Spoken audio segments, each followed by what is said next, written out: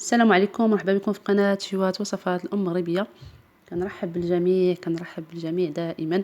مرحبا بكم وجمعة مباركة وإن شاء الله أيام الله كلها مباركة على الجميع بالصحة والعافية والهناء.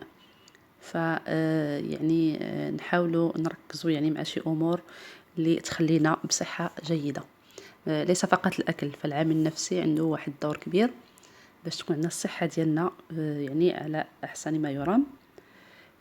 إذن بالنسبة لليوم واحد الوصفة إن شاء الله بحول الله هي طبيعية دائما واللي الطلب عليها كتار.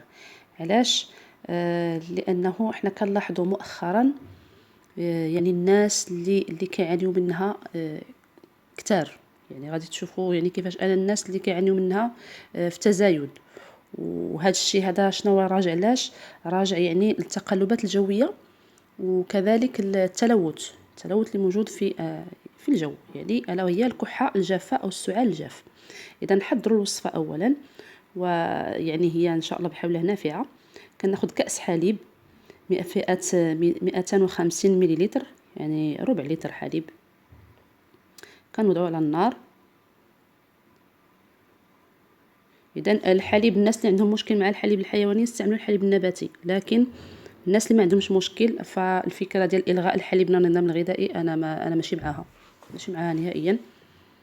حنا واخا يعني راه كيقولوا بان يعني البقر يتناول الهرمونات او كذا وكذا، ولكن راه العظام ديالنا محتاجه لشي امور موجوده في الحليب. ف شنقول لكم، يعني الحاجه اللي حطينا في يدينا راه كنحتاروا، ولكن الانسان غير ما يكثرش. الله سبحانه وتعالى قال ناكلوا واشربوا ولا تسرفوا. اي حاجه ناكلوا منها غير شويه، غير القليل اللي غينفعنا، ما نبقاوش نكثروا هكذا، غادي نتجنبوا واحد الضرر كبير، مجموعه من يعني من الامور.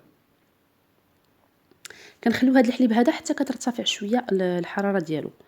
ما غاديش نستعمل المكونات دابا، فانا كنتسنى هذيك الحراره كترتفع تدريجيا حتى كيقترب يعني باش يغلي، عاد كنضيف المكونات الاخرى. اذا شنو هي الكحه الجافه؟ هي او السعال الجاف، هي مرض الكحه الذي يعني لا يرتبط بوجود بلغم. البلغم هذه الكشكوشه اللي كتخرج في الحلق من الحلق، واحيانا كتكون واحد الحرقان، واحد الدغدغه في الحلق، فكتكون مزعجه، فيبدا الانسان بالسعال من اجل التخلص مما يزعج صدره، ولكن دون جدوى. اذا واحيانا هذا السعال هذا مرتبط يعني غالبا بالتهاب في الحلق والقصبه الهوائيه، او حتى بعد استنشاق بعض المواد السامه كالدخان وكذلك الغبار، وكذلك يعني مواد اخرى. كذلك هذا النوع كيكون عند مرضى الربو، كتكون عندهم كحه جافه. وكاين الناس اللي عندهم امراض المعده عندهم كحه جافه، هذيك حاله اخرى ليس علاقه لها بالسعال. ومرضى حساسيه الانف والصدر كذلك كتكون عندهم الكحه الجافه. كذلك هناك اسباب اخرى، يعني منها السعال الذكي، راه عنده يعني واحد الكحه جافه كذلك، والتهاب الرئوي، فكيكون داك الانسداد في الرئه، الشيء اللي كيكون يعني كيخلي الانسان يكح كحه جافه ومزعجه ولا يتخلص من البلغم، فكتكون داك الانسداد في الرئه كيكون شويه صعيب على المريض. اذا غادي نبداو في اضافه المكونات. حنا كنشوفوا داك الدخان كيطلع، هذا بمعنى انه الحراره ارتفعت مع الحليب. عندي 5 حبات من القرنفل. اذا وصفه القرنفل في الماء ما كتصلحش يعني الكحه الجافه او السعال الجاف، يعني هي كتصلح الكحه العاديه والخفيفه. هنا المكون الرئيسي والهام هو الكركم، الخرقوم بلدي.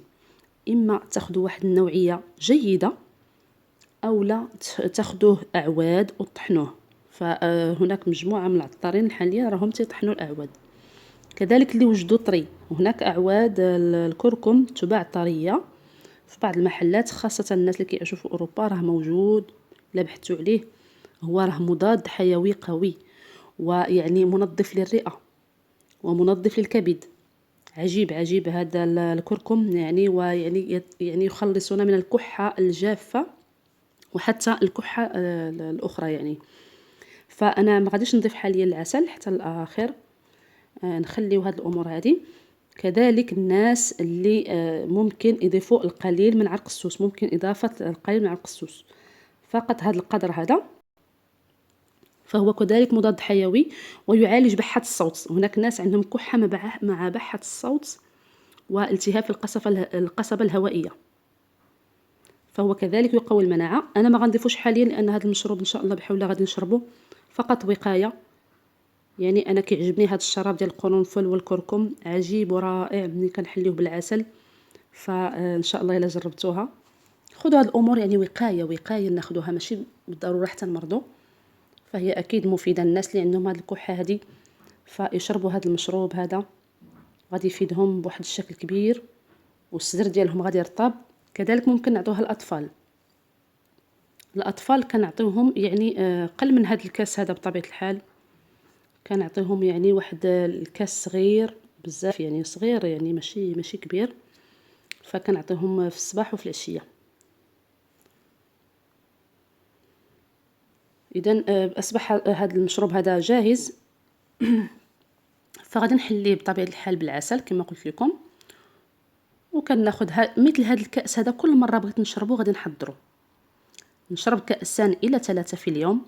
فهو رائع. أنا قلت للناس اللي عندهم يعني المرض غيضيفوا واحد القطعة من عرق السوس، روعة.